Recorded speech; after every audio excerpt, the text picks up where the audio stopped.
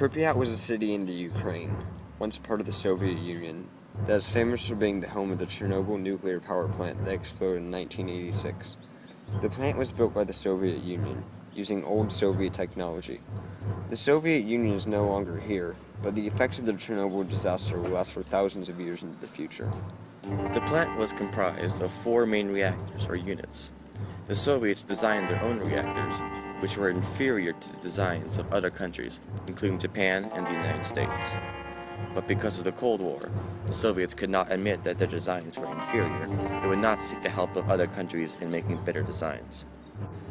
Because of the mediocre design, and the incompetence and lack of training in the operators, the reactor caught fire and exploded, spreading deadly radioactive materials and fallout into the atmosphere. The damage to the interior of the reactor was catastrophic and irreparable. The damage to the exterior of the reactor shows the true violence of the explosions and the melting heat of the inferno. The radioactive material released from the plant spread through all of Europe. The Soviet Union tried to keep the facts of the event a secret and succeeded for several days until monitoring centers in Scandinavia detected the abnormal radiation levels. The true facts, however, showed the great heroism encouraged by many of the plant employees, who re-entered the plant and prevented further explosions. Many brave people died of radiation poisoning, burns, and cancer caused by their exposure. Some even waded through highly radioactive water and fuel to further repair the damage.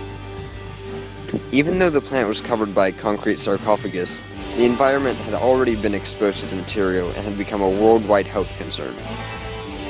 This radiation caused hideous mutations in the population in and around Pripyat.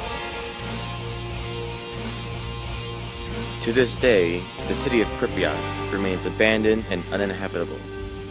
Soviet leaders eventually were forced to tell the truth to the world and seek help for this catastrophe. This request for help led the way to Glasnost, or the official Soviet policy of openness and transparency that eventually led to the downfall of the Soviet Union.